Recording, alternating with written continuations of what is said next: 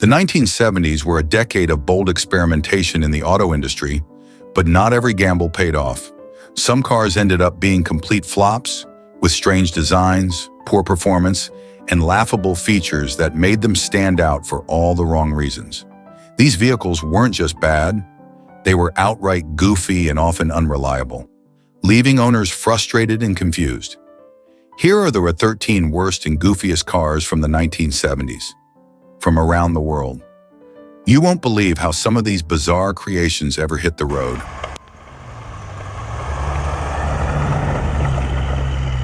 The Isuzu Piazza, also known as the Isuzu Impulse in some markets, is a car that walks a fine line between avant-garde design and sheer quirkiness. Produced between 1980 and 1990, this vehicle was styled by none other than Giorgetto Giugiaro of Italdesign, a name synonymous with some of the most beautiful and iconic cars ever created.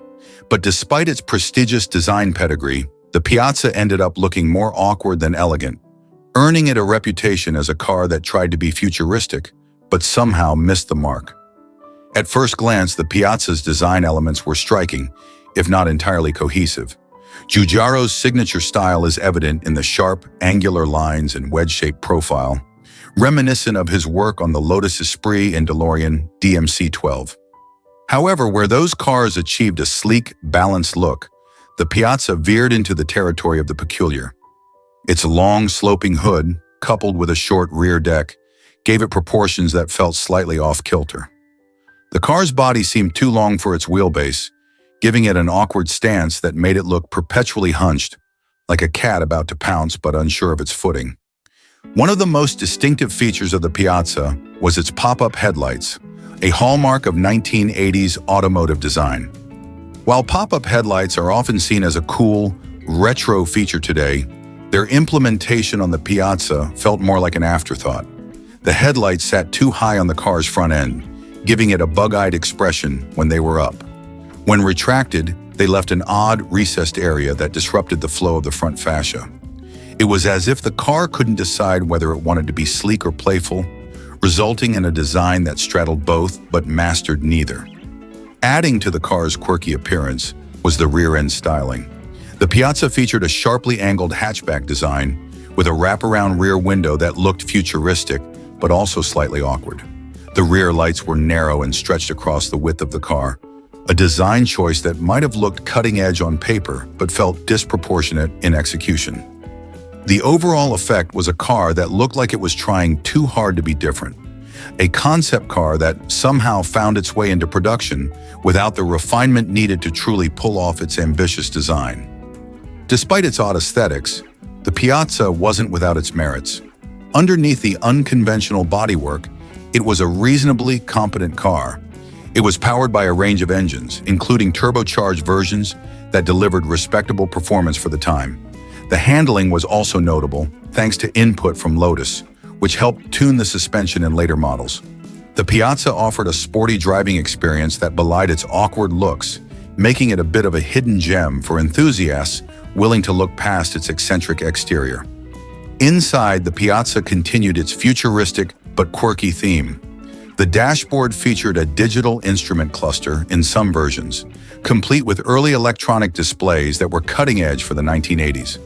The layout was driver-focused, with a cockpit-like feel that emphasized the car's sporty aspirations. However, the materials and build quality were typical of 1980s Japanese cars, meaning lots of hard plastics and somewhat flimsy switchgear. It was a car that looked high-tech at first glance, but revealed its budget-conscious roots upon closer inspection. The Piazza's marketing leaned heavily on its Italian design heritage, emphasizing Giugiaro's involvement as a key selling point. Ads and brochures often highlighted its sleek lines and futuristic styling, hoping to attract buyers looking for something different from the usual fare. And to be fair, the Piazza was different, just not always in the ways that mattered most. While some buyers were drawn to its unique looks, others found it too unconventional, preferring more traditional sporty coupes like the Toyota Celica or the Nissan 300ZX. In the end, the Isuzu Piazza is a reminder that even the best designers can produce something unusual when the execution doesn't quite match the vision. It's a car that tried to be a cutting-edge, Giugiaro-designed masterpiece, but ended up as a lovable oddity instead. And perhaps that's why it remains memorable. It's not perfect, but it's unapologetically unique. In a world of cookie-cutter cars, the Piazza stands out as a bold, if slightly goofy, attempt at automotive art. The Zastava 101 was a curious and beloved car that became an unexpected symbol of practicality and simplicity in Eastern Europe. Produced from 1971 to 2008, it was a car born out of the collaboration between the Yugoslavian automotive manufacturer Zastava and Fiat, which provided the foundation for the design. The result was a hatchback that might not have set the world on fire with its looks, but it carved out a niche as an affordable and reliable vehicle for families, workers, and first-time car buyers across the region. The Zastava 101's design was a striking reflection of its purpose, utilitarian and functional. With its boxy, angular shape and high roofline, it was the automotive equivalent of a brick, solid, no frills, and unapologetically practical. The car wasn't trying to win any beauty contests. Its focus was always on getting the job done. The shape, while not graceful, was practical, offering great visibility with large windows and a spacious interior considering its compact dimensions. It was the sort of car that was more about reliability than elegance, and that was exactly what people needed at the time. The front of the car featured a simple, rectangular grille flanked by two round headlights. The rear was dominated by a large flat hatch, which was a modern innovation for the time, making the car even more practical by offering ample boot space. The design didn't have the curves or finesse of Western European cars, but it was undeniably functional. It looked like a car that had been designed with work in mind, not weekend drives or scenic cruises. Its rugged, no-nonsense appearance suited its role perfectly as an affordable vehicle that could handle the rigors of daily life. In the 1980s, Zastava made an attempt to take the Zastava 101 to Western markets, particularly the United States, under the Yugo brand. The hope was that the car's simplicity and affordability would appeal to budget-conscious drivers in the West, much like it had in Eastern Europe. However, things didn't go quite as planned. The marketing around the Zastava 101, now branded as the Yugo, embraced its no-frills, functional nature, but this came off as both an asset and a liability. Advertising slogans like "basic transportation for a complex world" captured the essence of the car, but it unintentionally highlighted just how underwhelming it was compared to the more refined and feature-rich cars available in the Western markets. In places like the United States, it quickly became a symbol of budgetary limits rather than a vehicle of choice, and soon enough, the Yugo became the punchline of many automotive jokes. Despite its awkwardness in the Western market, the Zastava 101 remained a reliable and steady companion for millions in its home country and neighboring regions. The car's build quality and simplicity meant that it could withstand the demands of daily use with minimal fuss. People didn't buy the Zastava 101 for its looks or speed. They bought it because it got them where they needed to go, and it did so without any unnecessary complications. The car was light on features, but it offered something more valuable: durability. Its mechanical simplicity made it easy to maintain, and owners appreciated the ease of doing their own repairs. If something went wrong, there were no complicated systems to worry about, just a basic engine in straightforward parts. This made it a favorite among those who didn't want to spend much on upkeep but still needed a reliable vehicle. On the road, the Zastava 101 wasn't exactly a performance machine. Its small engine produced only modest power, which meant it wasn't a car built for speed or spirited driving. Acceleration was sluggish at best, and top speeds were modest, making it more of a city car than a highway cruiser. But for what it was, it did the job. The car was an urban workhorse, navigating narrow streets, tight corners, and the bumps and potholes of Eastern European roads with a steady, if not particularly comfortable, ride. The suspension was firm, the steering direct, and the handling was simple, if not especially refined. It was the kind of car that didn't excite but didn't disappoint either. It simply did what it was meant to do. The Zastava 101 was also an important car for many young drivers, particularly in Eastern Europe, where it served as a first car for many. Its affordability made it accessible to those just starting out in life, and its rugged, no-nonsense nature made it forgiving for beginner drivers. It wasn't easy to brake, and it had a tendency to endure even the most careless of driving. In a way, it became an introduction to car ownership for many, providing a reliable way for families to travel, for workers to get to their jobs, and for young people to experience the freedom of having their own set of wheels. The Peugeot 205 GTI, produced from 1984 to 1994, remains one of the most revered hot hatches in automotive history. Today, it's seen as a legend, a vehicle that encapsulated the spirit of the 1980s and early 1990s performance culture. However, when it first debuted, its design didn't exactly scream future classic. Instead, the 205 GTI was defined by a quirky and somewhat awkward aesthetic that was more functional than fashionable. And yet, this distinctive look would go on to become part of its charm. At first glance, the 205 GTI's appearance wasn't particularly refined. The body was boxy, the wheel arches were pronounced and somewhat exaggerated, and the proportions, especially at the rear, seemed a little too stubby for a car that was trying to make a statement in the world of performance. The front end, with its squat headlights and broad grille, gave the car a face that was both determined and slightly cheeky. While the design lacked the sleek, aerodynamic flair of some of its rivals, it had an undeniable character that made it stand out, for better or worse. The wide wheel arches, which were designed to accommodate the car's sportier suspension and beefier tires, gave the 205 GTI a stance that was aggressive but slightly clumsy. The car's small footprint, combined with these oversized arches, gave it a look that was far from elegant. The rear end, while functional, seemed to clash with the rest of the design, creating an overall look that was a bit disproportionate. It wasn't a beauty in the traditional sense, but there was something lovable about its rough around the edges aesthetic. It was a car that wore its quirks with pride, and in doing so, it built an identity that would later contribute to its cult status. While the design of the 205 GT may have been somewhat awkward, its performance was anything but. Under the hood, the 205 GTI was powered by a choice of two engines, a 1.6-liter and later, a more powerful 1.9-liter engine. Despite its compact size, the car packed a serious punch. The 1.6-liter version, with 105 horsepower, was quick off the line and agile on twisty roads, while a 1.9-liter version, with 130 horsepower, brought even more thrills. The 205 GTI's lightweight construction, combined with its powerful engine, made it feel incredibly responsive and nimble, and its near-perfect weight distribution allowed for razor-sharp handling. The car's ability to dive into corners, maintain composure through tight turns, and quickly accelerate out of them made it a joy to drive. The 205 GT wasn't just quick in a straight line. It was a car that begged to be pushed to its limits on winding roads and twisty country lanes. Its small size and perfectly tuned suspension made it an incredibly playful vehicle, one that offered a driving experience that was pure and unrefined in the best possible way. The car's steering was direct and communicative, giving the driver a sense of connection to the road that was rare for cars of its time.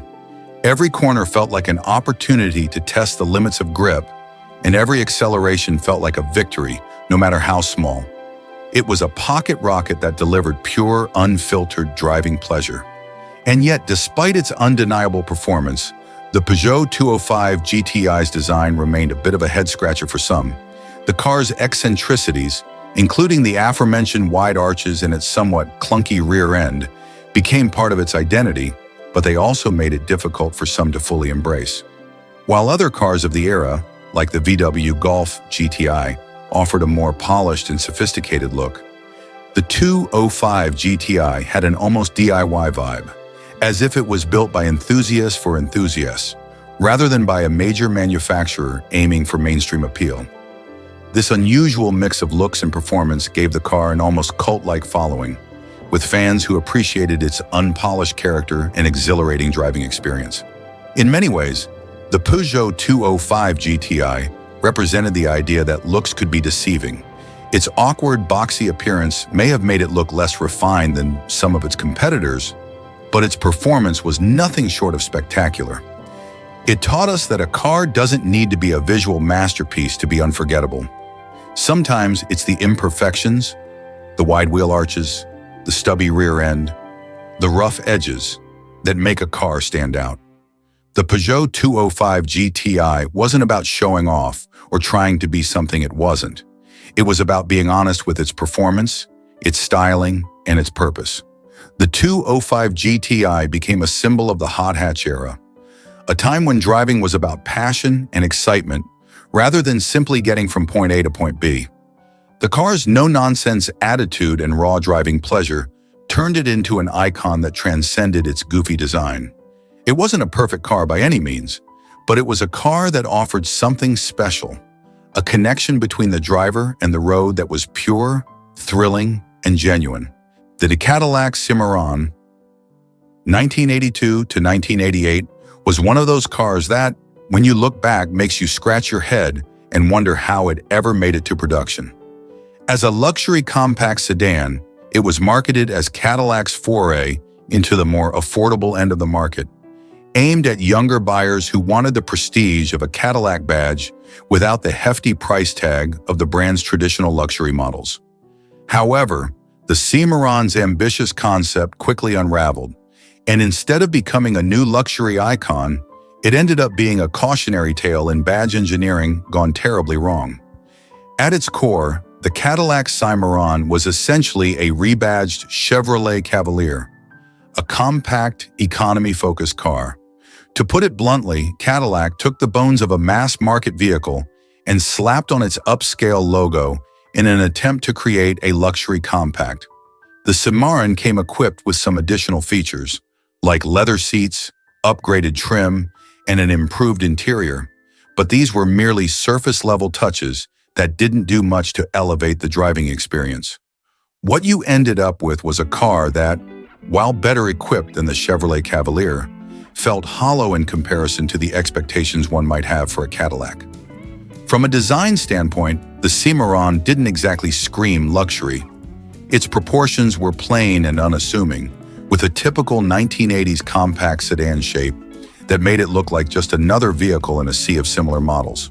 The exterior styling wasn't particularly distinctive, and while Cadillac made some attempts to give it a more premium feel, like adding a more refined grille and some chrome accents, the overall look was underwhelming. The Cimarron didn't have the grandeur, the elegance, or the presence you'd expect from a Cadillac. It was at best a bland, uninspired version of a basic economy car. Inside, Cadillac tried to bring the luxury touches that the brand was known for. The seats were upholstered in leather, and the dashboard had a more upscale design compared to the Chevy Cavalier's utilitarian interior. However, these details didn't elevate the overall feel of the car. The ride quality was stiff and unrefined, and the handling wasn't anything special. Despite the leather upholstery and upgraded trim, it didn't feel like a genuine Cadillac. It felt like a poor imitation of one. The real problem with the Cimarron, however, was its price. At launch, it was priced similarly to larger, more established luxury sedans, yet offered none of the refinement or performance you'd expect from a car in that price range. For the money, buyers could get into a much more substantial and premium vehicle, or they could buy a Chevrolet Cavalier and save a lot of money without the Cadillac badge. The Cimarron's positioning in the market simply didn't make sense. It was marketed as a compact luxury vehicle, but it was neither compact enough to feel nimble nor luxurious enough to feel like a true Cadillac. The Cimarron quickly earned a reputation as a badge-engineered failure, a car that tried to sell luxury by attaching the Cadillac name to an entry-level product. It was a move that backfired and left a mark on Cadillac's brand reputation. Instead of attracting younger, more affluent buyers as intended, it instead alienated Cadillac's core customers who felt the Cimarron tarnished the brand's image. It also failed to win over a new generation of buyers who were more interested in true luxury cars rather than a cheaply dressed-up compact sedan. Critics and consumers alike lambasted the Cimarron for its lack of substance. While it had the Cadillac badge on the front, it didn't offer the quality, refinement, or luxury that people expected from the brand. The car's performance was mediocre at best, and it was nothing more than a Chevrolet Cavalier with a few cosmetic upgrades. What should have been an affordable luxury alternative instead became a symbol of missed opportunity. The Cimarron was, in essence, an experiment in badge engineering that went horribly wrong. In hindsight, the Cadillac Cimarron is remembered as a cautionary tale of how a brand's reputation can be damaged by missteps in product positioning. It serves as a prime example of how trying to force a luxury identity onto a subpar product can alienate both loyal customers and new buyers. The Cimarron wasn't bad because it was a small car. It was bad because it pretended to be something it wasn't. It didn't live up to Cadillac's storied legacy of luxury, and it failed to carve out a new, meaningful space in the compact car market. While the Cimarron itself has become a footnote in automotive history, its legacy lives on as a reminder of the dangers of brand dilution. Cadillac eventually learned from the Cimarron's mistakes, and the brand would go on to redefine itself in the following decades with vehicles that better embodied its values of luxury, performance, and prestige. But for a time, the Cimarron stood as a strange. The AMC Eagle, 1980 to 1987, was a pioneering vehicle in many ways, but its execution left something to be desired. Dubbed by some as the first true crossover vehicle, it combined the utility of a station wagon with the capability of all-wheel drive, creating a car that looked like it could handle the rugged outdoors while still maintaining the practicality of a family car. The Eagle, though ahead of its time, had a design that made it stand out in ways that weren't always flattering. It was a strange blend of a station wagon, a 4x4, and a hatchback, a vehicle that many enthusiasts now look back on with a mixture of admiration and bewilderment. From the outside, the AMC Eagle had an unmistakable lifted look that made it appear more like a vehicle meant to conquer off-road terrain than a daily driver. With its high ride height and elevated ground clearance, it looked like a car that couldn't quite decide whether it wanted to be an SUV or a regular family sedan. Its proportions were odd. The roofline seemed too high for its compact body, and the angular, boxy design made it appear a little too much like a rugged version of a station wagon, rather than the all-terrain vehicle it was trying to be. It was a design that tried to merge two worlds, the practicality of a station wagon and the off-road credentials of a 4x4, but it didn't quite hit the mark aesthetically.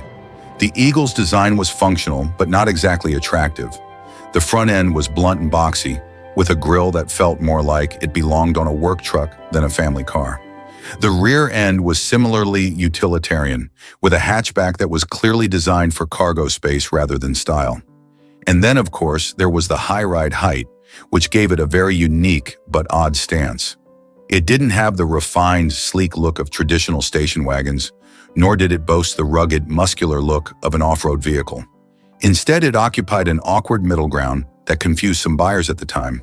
On the inside, the AMC Eagle was far more practical.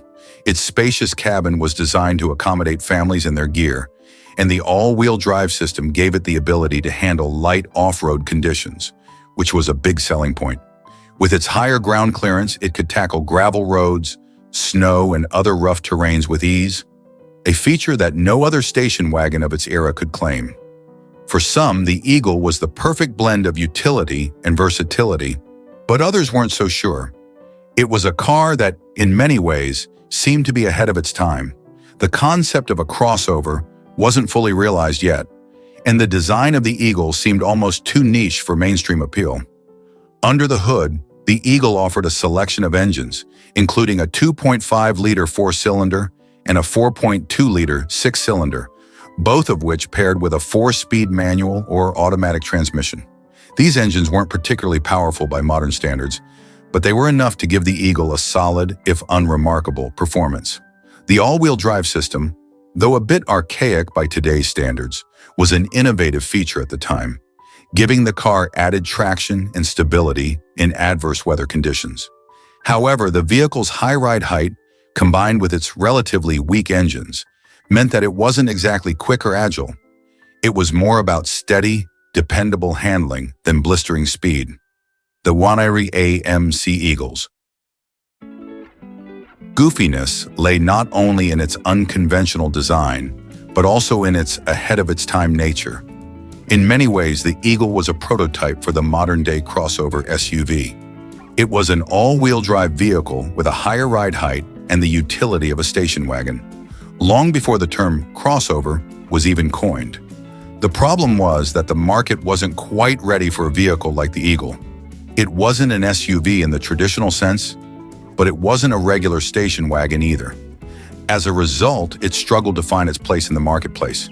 Despite its mixed reception at the time, the AMC Eagle remains an interesting chapter in automotive history. It wasn't a commercial success, but it laid the groundwork for the crossover vehicles that would dominate the market in the decades to come.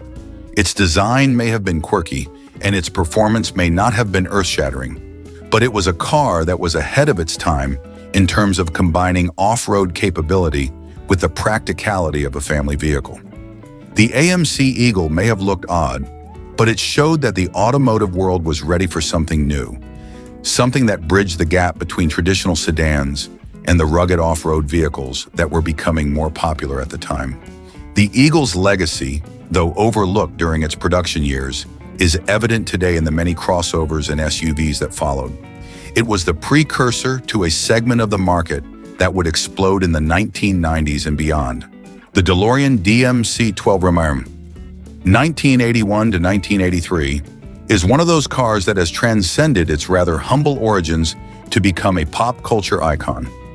Thanks to its prominent role in the Back to the Future movie franchise, it's hard to imagine a world where the DeLorean doesn't evoke images of time travel, hoverboards, and plutonium-fueled adventures.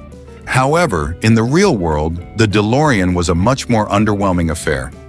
A quirky, underpowered vehicle with an exotic look that never quite lived up to its promises. At first glance, the DeLorean was an attention grabber. Its stainless steel body was unlike anything else on the market, giving it a futuristic, almost spaceship-like appearance. The unpainted brushed steel gave the car a unique, metallic sheen that made it look like it had just arrived from another era, or perhaps another dimension. The exterior design was undeniably striking, with gull-wing doors that opened upward in dramatic fashion, making it look like a car straight out of a science fiction movie. In many ways, it was a car that seemed too good to be true, almost too perfect in its design, like a concept vehicle that had made it to the production line. However, the DeLorean's performance left much to be desired. Under the hood was a 2.85-liter V6 engine that churned out a mere 130 horsepower. A far cry from the performance figures one might expect from such a high-concept vehicle. It was slow, underpowered, and struggled to live up to the expectations set by its eye-catching design. The car's 0 to 60 miles per hour time hovered around 10 seconds, which was pedestrian even by early 80s standards. The engine was a product of its time, but its lack of power made the DeLorean feel more like a novelty than a true sports car. While the DeLorean was meant to be a high-performance vehicle, it just couldn't back up the promises made by its striking exterior. The gull-wing doors, though spectacular, added weight and complexity to the design, further hindering the car's performance. The car's suspension system wasn't particularly refined, and the handling was described as adequate at best. Despite its futuristic looks, the DeLorean struggled to provide the kind of driving experience that its appearance suggested. But what really sealed the DeLorean's place in history and gave it the goofy factor was its ability to capture the imagination of the public, despite being less than impressive in practical terms. Thanks to Back to the Future, the DeLorean became a symbol of time travel, excitement, and adventure. Suddenly, a car that was slow, underpowered, and impractical was given a whole new dimension of importance. For many people, the DeLorean is now inextricably tied to the 1980s and the concept of future-forward technology. Even if the car itself wasn't exactly a technological marvel, it's a reminder of how pop culture can transform an ordinary or even goofy object into a lasting cultural icon. Even more so than its technical limitations, the DeLorean was a car of contradictions. It looked fast and futuristic, but was sluggish and underwhelming. It was supposed to be a high-performance car, but it was more about style and novelty than true driving capability. Its stainless steel exterior made it nearly impossible to repair or repaint. and its weight and complexity made maintenance a challenge for owners. Yet despite all of its flaws, the DeLorean has become an object of fascination and nostalgia, loved by car enthusiasts and fans of the Back to the Future trilogy alike. In retrospect, the DeLorean DMC-12 is often seen as a symbol of ambition, a car that tried to live up to the futuristic dreams of the 80s, but ultimately fell short in terms of practicality and performance. But that doesn't mean it wasn't still loved. If anything, its flaws only enhanced its charm. It was a car that was trying to be something it wasn't, and in that effort it became something else entirely. A beloved oddity that is still revered by collectors and pop culture fans today. In the end, the DeLorean DMC-12 may not have been the cutting-edge, high-performance car it promised to be, but it captured the essence of its time and has since become a symbol of the enduring appeal of quirky, impractical, yet unforgettable designs. It was goofy, impractical, and sometimes downright ridiculous. But it was also a car that, for all its flaws, became a lasting piece of automotive and cinematic history. The Peugeot Yugo GV, 1985 to 1992, is a car that lives in infamy. It didn't just roll onto American shores. It stumbled, stalled, and sputtered into history as the ultimate symbol of automotive cheapness. Built in Yugoslavia and based on the Fiat 128, the Yugo was supposed to be a budget-friendly, no-nonsense solution for basic transportation. Instead, it became the poster child for what happens when cost-cutting goes too far. Yet despite its many flaws, or perhaps because of them, it's a car that still sparks conversations and laughter today. Let's set the scene. The mid-1980s, a time when consumers were looking for affordability. Enter the Yugo, brought to the U.S. by entrepreneur Malcolm Bricklin. Priced at just $3,990, it was the cheapest new car in America. On paper, that sounded great. Who wouldn't want a brand new car for the price of a used one? It was marketed as a smart choice for first-time buyers, college students, or anyone on a tight budget. But once you sat behind the wheel, reality hit hard, and not in a good way. The Yugo's 1.1-liter engine produced a modest 55 horsepower, meaning it accelerated at the speed of erosion. Merging onto a highway was less about skill and more about faith. Drivers quickly learned to frame or plan their routes carefully, avoiding hills and highways whenever possible. The car's 0 to 60 miles per hour time was somewhere in the ballpark of 14 seconds, but it often felt longer, especially if you had the audacity to turn on the heater or carry a passenger. Inside, the Yugo was about as bare bones as it gets. The mud interior was a sea of hard plastics and vinyl, with no frills to distract you from the fact that you were in a car built for one purpose: being cheap. Power windows? Forget it. Air conditioning? Optional, if it worked at all. Even the Wii radio almost felt like an afterthought, often drowned out by the engine's droning buzz. But the real fun started when things began to break, and they inevitably did. The Yugo had a penchant for falling apart in ways that would almost be comical if you weren't the one stranded on the side of the road. Stories abound of windshields popping out, door handles coming off in people's hands, and engines that simply gave up the ghost with little warning. Reliability wasn't just an issue, it was a constant, nagging worry. Owners quickly became adept at roadside repairs, often carrying a toolkit and spare parts wherever they went. The car's handling was equally questionable. Its suspension, adapted from the Fiat 128, wasn't designed for American roads, turning potholes into harrowing experiences. Cornering felt like a gamble, as the car's narrow track and high center of gravity made tipping a genuine concern. And yet, despite all these shortcomings, the Yugo managed to carve out a niche for itself. If only as the butt of countless jokes, the Yugo quickly became a cultural punchline. Comedians had a field day with it, and it wasn't uncommon to hear jokes like, "Why does a Yugo have a rear defroster? To keep your hands warm while you push it." Despite the ridicule, some owners found a sort of twisted pride in their cars. It was the ultimate underdog, a car that embodied the phrase, "You get what you pay for." And yet, the Yugo wasn't entirely without merit. It was, after all, incredibly fuel efficient, boasting around 35 miles per gallon. Its compact size made it easy to park, and for short trips around town, it did the job, assuming it started. In its home country and other parts of Europe, the Yugo was seen as a practical, affordable car. It was only in the US, where expectations were higher, that its flaws became glaringly obvious. Today, the Yugo is something of a cult classic. Car enthusiasts seek out surviving examples, not for their performance or luxury, but for their sheer novelty. Owning a Yugo now is less about transportation and more about making a statement. It's a rolling piece of history, a reminder of an era when affordability trumped everything else. In hindsight, the Yugo was a product of its time, a car built for a specific purpose that just happened to land in the wrong market. It wasn't designed to be luxurious or fast, it was designed to be cheap, and in that regard, it succeeded spectacularly. The fact that it became a laughingstock is almost beside the point. The Yugo was never meant to impress, it was meant to move, and sometimes that's enough. Or at least it should have been. In the end, the Yugo's legacy isn't one of failure, but of persistence. It reminds us that even the most flawed creations can find their place in the world.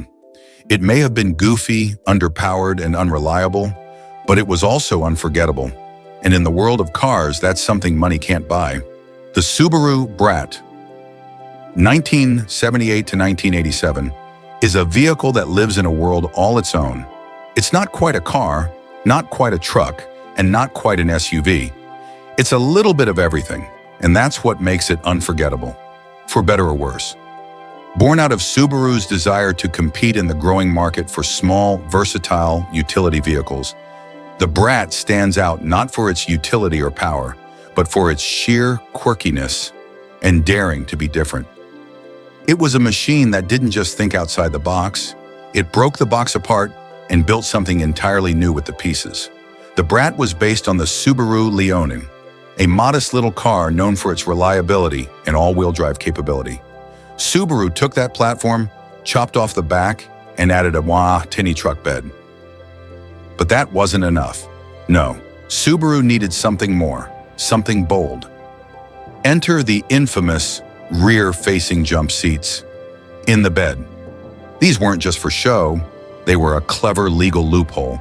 By bolting in these two seats, Subaru could classify the Brat as a passenger vehicle and avoid the hefty tariffs imposed on light trucks entering the US market. Practical? Maybe. Safe? Not even close. Imagine sitting in one of those seats, no roof, no walls, just you, the wind, and the open road. Every bump in the road becomes an event, every curve a test of your grip strength. If it started raining, well, you'd better hope you brought a raincoat. It's the kind of experience that today would probably land a manufacturer in court, but back then, it was all part of the adventure. And adventure was exactly what the Brat promised. Its all-wheel drive system made it more capable off-road than its tiny size might suggest. It wasn't built to haul heavy loads or tow trailers. It was built for fun. Whether you were bouncing down a dirt trail, splashing through a muddy field, or cruising to the beach with a surfboard in the back, the Brat was in its element. It wasn't about getting the job done, it was about enjoying the ride. The design was, let's say, unique. The Brat's boxy lines and small dimensions gave it a toy-like appearance. The front end was unmistakably Subaru, with a simple grille and round headlights. The proportions were odd, with a cab that seemed too big for the bed, or perhaps a bed that seemed too small for the cab. It didn't matter. The Brat wasn't trying to win any beauty contests. It was a vehicle that embraced its weirdness and dared you to do the same. Performance-wise, the Brat was no speed demon. The engines were modest, a 1.6-liter or 1.8-liter flat 4, producing around 70 horsepower. But it didn't need more power. The Brat's lightweight construction and nimble handling made it all fun to drive. Even if it wasn't fast, you could throw it around corners, take it up steep hills, or slog through muddy trails, and it would keep going with a grin. It was a car for people who valued experience over numbers. Inside, the Brat was simple. No frills, no luxury, just the basics. Hard plastic, vinyl seats, a few knobs and dials. It was rugged and functional, built to be hosed down after a weekend of adventure. The simplicity was part of the charm. You weren't distracted by gadgets or screens. You were connected to the road or the trail in a way that modern vehicles rarely allow. Despite its oddities, or perhaps because of them, the Brat developed a cult following. People who got it really got it. They appreciated the Brat for what it was, a fun, funky, versatile little machine that didn't take itself too seriously. It was the kind of vehicle that made you smile every time you drove it. Today, finding a Brat in good condition is like finding a treasure. Enthusiasts scour classifieds and auctions, hoping to snag one of these quirky gems before they disappear entirely. The Brat's legacy lives on in Subaru's modern lineup. Vehicles like the Outback and Crosstrek owe a debt to the Brat's pioneering spirit, but nothing quite matches the original's blend of practicality and absurdity.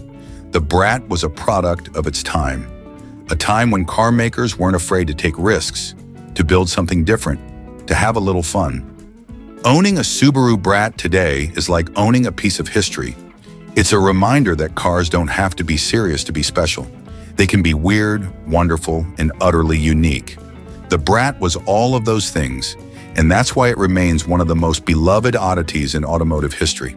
The Prussian Renault Fuego, 1980 to 1986, is one of those cars that feels like a time capsule, a rolling snapshot of an era when automakers were unafraid to experiment and take risks. A car born out of a mix of ambition, eccentricity, and innovation, it occupies a unique space in automotive history. While it never achieved mainstream success, the Fuego's legacy lives on as a symbol of quirkiness and forward-thinking ideas that were, perhaps, a little too ahead of their time. At first glance, the Fuego's design is what grabs your attention, and not necessarily in a flattering way. Its shape was unlike anything else on the road in the early 1980s. The front end was soft and rounded, almost like the car had been molded out of clay and left to sag just a little. The hood sloped gently into a protruding nose that gave it a somewhat cartoonish appearance, as if it were permanently sniffing the air. The headlights were recessed into the body, giving the front fascia a slightly bug-eyed look, which only added to its unusual charm. Moving along the sides, the Fuego's profile was dominated by a long, sloping roofline that curved all the way to the rear bumper. This design choice gave the car a sleek, aerodynamic silhouette, but it also made the back end look stretched and heavy, as though it were dragging an invisible weight. The rear window, which tilted at an angle more extreme than most coupes of its time, added to the visual confusion. It was almost as if the designers couldn't decide whether they wanted a sports car or a fastback, so they split the difference and ended up with something in between.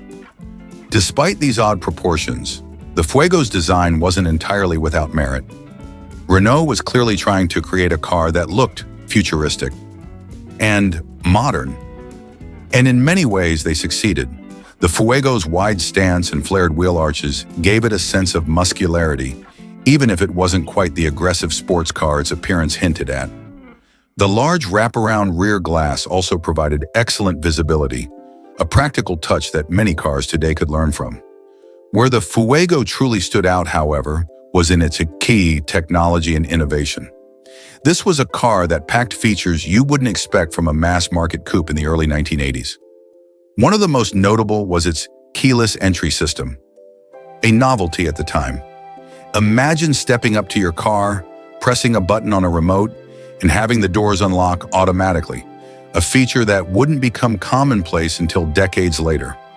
The Fuego also offered power windows, air conditioning, and even a turbocharged engine on certain models, making it one of the most well-equipped cars in its class. The Cimarron turbocharged 1.6-liter engine was a highlight for enthusiasts. Producing around 115 horsepower, it gave the Fuego enough punch to be engaging on twisty roads, even if it wasn't a true performance machine. What made the driving experience memorable wasn't just the power, but the way the car handled. Renault's engineers gave the Fuego a front-wheel drive layout with a well-tuned suspension, resulting in a ride that was both comfortable and composed. It wasn't as sharp as a dedicated sports car, but it struck a nice balance between comfort and agility, a trait that endeared it to those who valued everyday usability over outright speed. Inside, the Fuego was a study in French quirkiness. The dashboard was a mishmash of shapes and angles, with controls that seemed to be placed wherever there was space rather than where they might be most convenient. The seats, however, were a different story. Renault has always been known for its focus on comfort, and the Fuego was no exception. There are plush, supportive seats, made long journeys a pleasure, cushioning occupants from bumps and vibrations in a way that felt luxurious for a car in this segment. One of the most fascinating aspects of the Fuego's story is how it was received. In its home market of France, it found a loyal following among those who appreciated its individuality and forward-thinking features. In other markets, however, particularly the United States, it struggled to find its footing. Critics often dismissed it as a car that was too weird for its own good, a vehicle that prioritized style and innovation over practicality and performance. Yet for all its flaws, the Fuego managed to carve out a niche for itself as a cult classic. Today, the Renault Fuego is remembered fondly by enthusiasts who see it not just as a car, but as a statement. It's a reminder of a time when automakers weren't afraid to take chances, to build something that didn't fit neatly into predefined categories. The Fuego was part coupe, part grand tour, part technological showcase, and wholly unique. Its stainless steel bumpers, bold design choices, and willingness to push boundaries make it a standout, even in a sea of classic cars. The Pontiac Fiero, 1984 to 1988, remains one of the most ambitious yet awkward vehicles in American automotive history. On paper, it was the car that promised to bring the exotic thrills of a mid-engine sports car to the everyday driver. A bold vision for a time when mid-engine cars were the domain of the Ferrari 308 and Lamborghini Countach. The Fiero aimed to offer the best of both worlds, a performance car that was accessible, affordable, and practical. Unfortunately, the execution didn't quite live up to the ambition, and what resulted was a car that was as goofy as it was groundbreaking. First, let's talk about the top mid-engine layout, which was the Fiero's most exciting and unique feature. A mid-engine car is typically the hallmark of high-performance vehicles, placing the engine between the driver and rear axle for better handling and balance. For Pontiac, this was the dream, a low-cost, mass-market car that could deliver a driving experience similar to the exotic cars of Europe, but with a far more manageable price tag. The Fiero had the potential to be the American exotic, and in many ways it still stands as a testament to bold engineering ambitions. However, the mid-engine configuration also came with its share of challenges. The rather early Fiero models suffered from mid-overheating issues, particularly in the engine compartment, which was cramped and poorly ventilated. The heat buildup would often lead to engine failures and caused a lot of early reliability concerns. Many drivers who purchased the Fiero found themselves at the mercy of overheating problems that soured their ownership experience. While later models, 1986 and beyond, received improvements in cooling and engine options, the damage to the Fiero's reputation had already been done. Instead of becoming the American answer to European exotics, the Fiero became a punchline for unreliable engineering. One of the other standout features of the Fiero was its plastic body panels, which were both a blessing and a curse. On one hand, the lightweight panels helped keep the car's weight down, contributing to a more nimble and responsive driving experience. On the other hand, the panels often looked a bit out of place. The fiberglass body, another early use of plastic composite materials in production cars, was durable, but the awkwardly shaped panels, particularly the sharp creases and angular surfaces, gave the car a somewhat toy-like, unfinished appearance. The Fiero's design was more defunctional than aesthetic, and it was often criticized for looking too much like a kit car or a plastic model rather than a polished production vehicle. The Masher Fiero's styling was part of its charm, but also part of its confusion. The car's Vasarano low-slung body and Ahar's sharp wedge shape gave it a vaguely exotic flair, especially from the side, but the front and rear views were less flattering. The down front end had an odd, somewhat generic look that didn't quite match the car's ambitious mid-engine stance. The rear end was flat and unrefined, and the Hunt square taillights only added to the overall boxiness. The Fiero looked like it was trying hard to be something it wasn't, an exotic, performance-focused vehicle, without quite pulling it off. Inside, the Fiero's Hummer interior was as functional as it was Spartan. The dashboard was a mishmash of hard plastic, and the seats were basic, offering little in terms of luxury or comfort. Though it had the feel of a sports car, it lacked the high refined touch that you might find in a true exotic.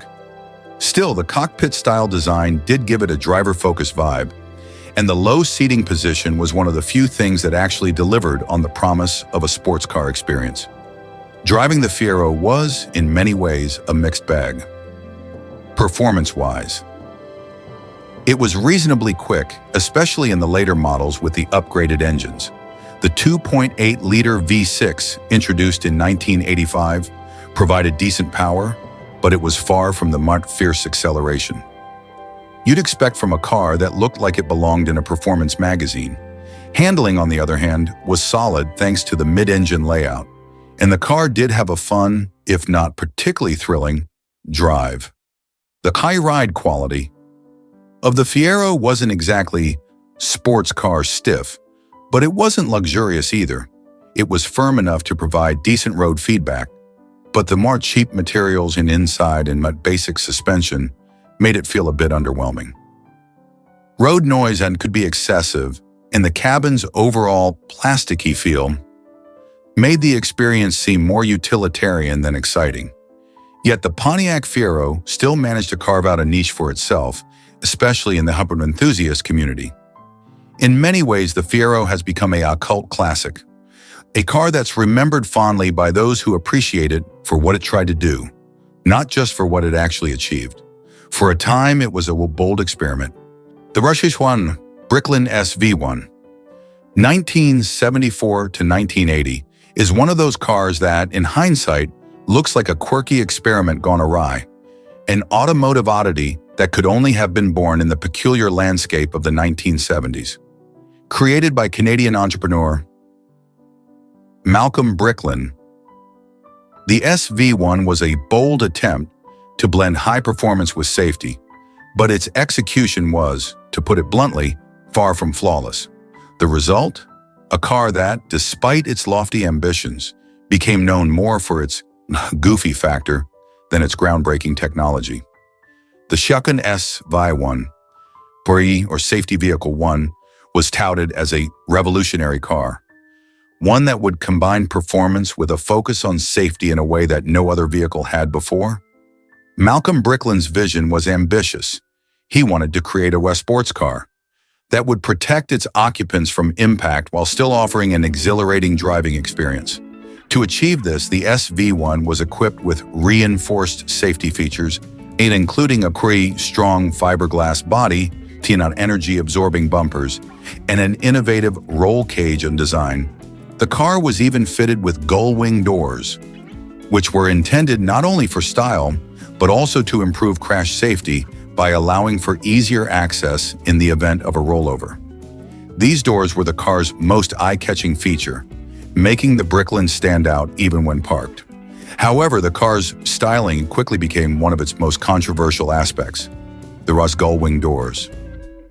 While an iconic touch, were often more awkward than elegant.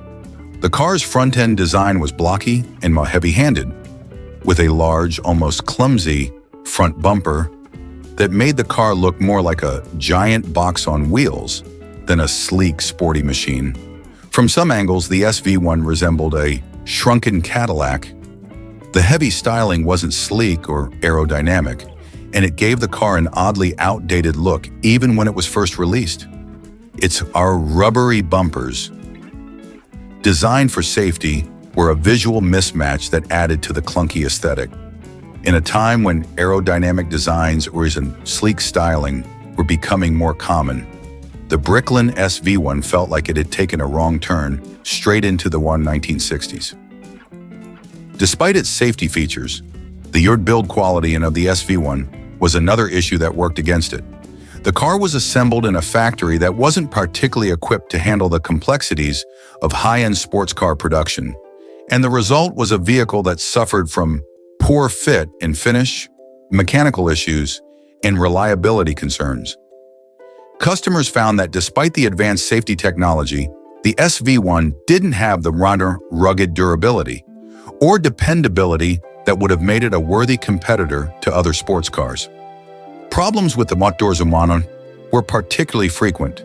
Gull-wing doors that worked flawlessly on paper often malfunctioned in practice, either failing to open or getting stuck. In terms of performance, the SV1 was no slouch, but it wasn't the sports car that many hoped it would be. The car was powered by a 5.8-liter V8 engine, which provided decent acceleration and speed, but it didn't have the agility or handling to match more established performance cars of the time.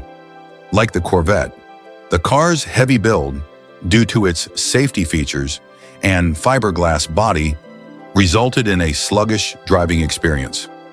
It wasn't particularly fast, nor did it offer the kind of precise driving dynamics that a true sports car demands. The raw interior of the Bricklin SV1 was simple but spacious, with seating for two and a straightforward dashboard layout. However, much like the rest of the car, it didn't feel refined or luxurious. It was a mix of wood plastic and commerce vinyl, with none of the plush materials or comfort features that you might expect from a vehicle in this price range. Despite the car's safety ethos, the interior felt more like a utilitarian afterthought, lacking the sophistication that would elevate its status as a luxury sports car. Despite the car's shortcomings, the Bricklin SV1 found a place in history as a cult oddity. By the 1980s, the SV1 had transitioned from a serious attempt at an innovative sports car to a quirky, nostalgic relic. Its unhungry, safety orange and paint became iconic, and the car was seen as more of a novelty or conversation piece than a practical vehicle. Many enthusiasts and collectors began to appreciate the Bricklin not for its performance or craftsmanship, but for its unique place in automotive history and its quirky, eccentric appeal. Today, the Bricklin SV1 remains one of those cars that automotive enthusiasts either love or laugh at. It's a car that promised much, but ultimately delivered little more than a strange, rubbery, and somewhat unreliable driving experience. However, for those who appreciate automotive oddities, the SV1 is a piece of history, a reminder of an era when designers thought they could change the world with safety, first innovations. The Porsche Suzuki X90. 1995 is one of those cars that's hard to take seriously, but impossible to forget. Officially launched in the mid-90s, the X90 was first conceptualized in the late 80s as a quirky little SUV that would stand out in a sea of boxy, traditional off-road vehicles. But instead of becoming a game-changer, the X90 ended up more like an oversized matchbox car, with a tiny body, unusual shape, and an identity crisis that kept it from being anything truly useful or practical. The X90 was an attempt to blend the appeal of a sporty, compact SUV with the design cues of a convertible sports car. It featured a two-door body, paired with a meager T-top roof, which gave it a toy-like appearance, as though it was designed by a child with an imagination running wild. With its rounded edges and on a small size, and Mihonet's stubby stance, and it looked like a vehicle built more for play than for serious off-roading or daily commuting. And that's where its goofy factor really shines.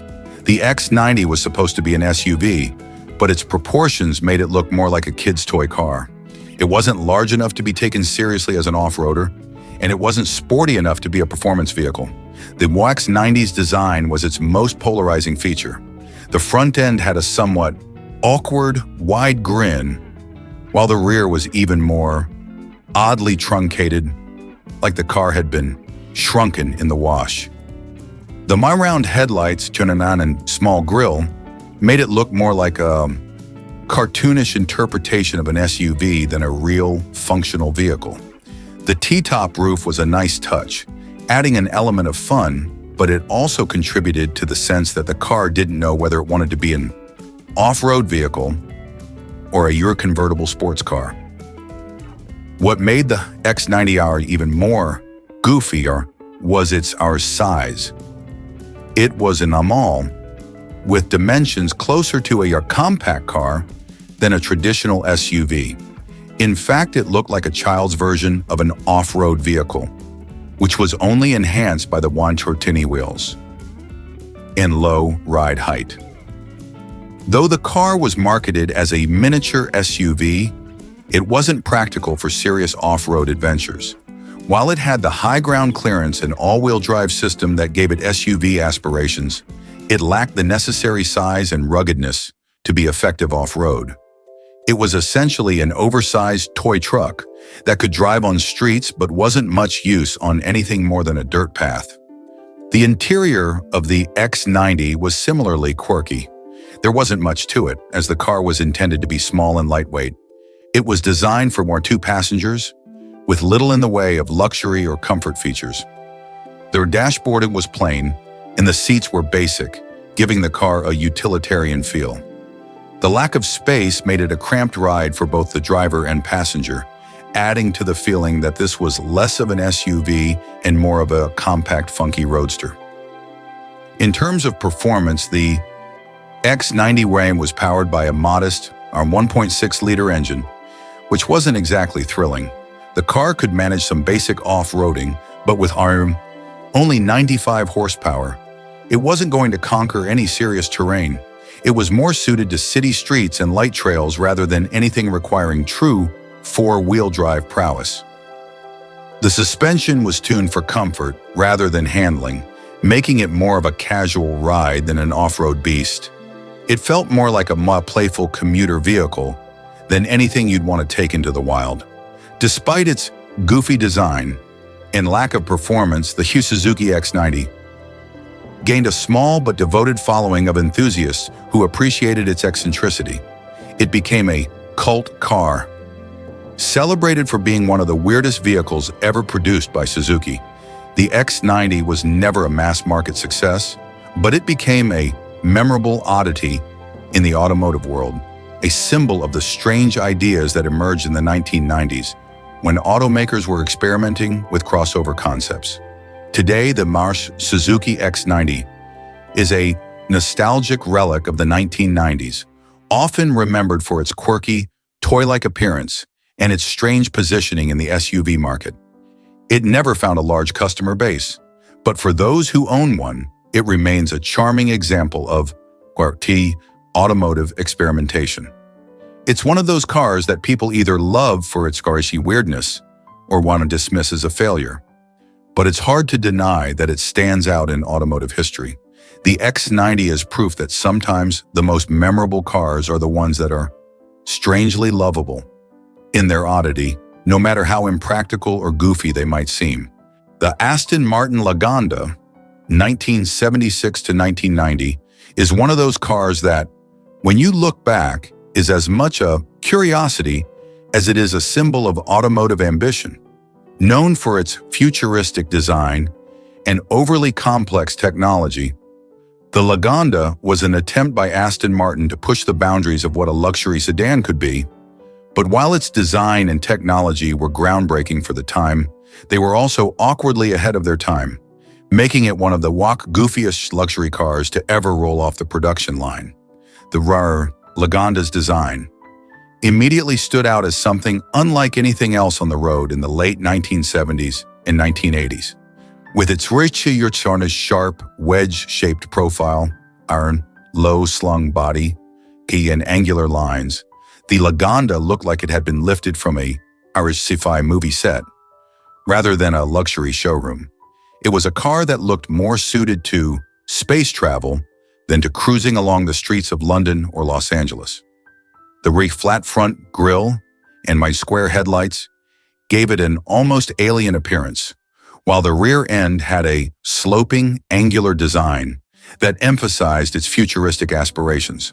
However, while it was undoubtedly bold and unconventional, the Lagonda's appearance didn't always translate well to the real world. The styling, while attempting to look cutting edge, often came across as cold, overly geometric, and uncomfortable. But the why real goofy factor came from the Eagle Lagonda's interior. Inside, the car was intended to be a technological marvel. It featured a digital dashboard, which in 1976 was an incredible innovation. This dash displayed speed, fuel levels, and other vital statistics on a glowing digital screen rather than traditional analog dials. While it was jaw-dropping in concept and very futuristic, the digital system was notoriously unreliable, often failing to provide accurate information or malfunctioning altogether. Owners found that while the car looked like something from the future, it often operated like something from the past, plagued with electrical issues and technical glitches. In fact, the digital dashboard's unpredictability was so severe that it became a running joke among automotive enthusiasts and critics alike.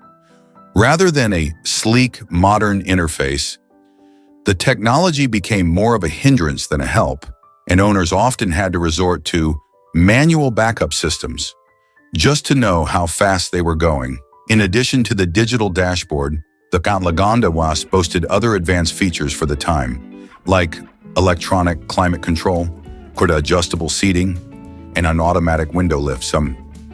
But much like the digital dashboard, these features were often more trouble than they were worth. The car's complex electronics often malfunctioned, and parts for the system were expensive and difficult to replace. In essence, the Lagonda was a car that came with all the right ideas, but struggled with the execution. The concept of a luxury sedan laden with cutting-edge technology was brilliant, but the reality was often far more frustrating. Despite its futuristic flaws, the Lagonda had an undeniable charm. It was a luxury car in every sense of the word. The interior was finished with high-quality leather, wood veneers, and plush carpeting. The unseating was comfortable, offering ample legroom for passengers, and the overall design aimed to create a sense of exclusivity and refinement. It felt like a rolling lounge, more than just a mode of transportation. But even here, the over-complexity or complexity of the design got in the way of enjoying the car. Features that should have made the car more comfortable often felt like they added to its burden of maintenance. On the road, the Lagonda was powered by a V8 engine, which provided plenty of power for a car of its size. However, the car's handling didn't quite match the promise of its exterior. It was heavy, difficult to maneuver, and the suspension was far from the smooth, refined ride you might expect from a car that cost as much as an Aston Martin. The Lagonda was fast, but it wasn't particularly agile, a problem for a car that looked as though it could be a sleek sports sedan, but in reality, it was more about style than substance. As for reliability, the Lagonda was a notorious nightmare for owners. Its complex technology, combined with Aston Martin's relatively limited production scale, meant that parts were difficult to find, and servicing the car often required specialists. It was a finicky machine that demanded a lot of attention and care, qualities that didn't necessarily align with the expectations of most luxury car buyers. The restaurant Aston Martin Lagonda is now remembered as a bold experiment that never quite worked out. Its design and technology were so far ahead of their time that they seemed like a vision of the future.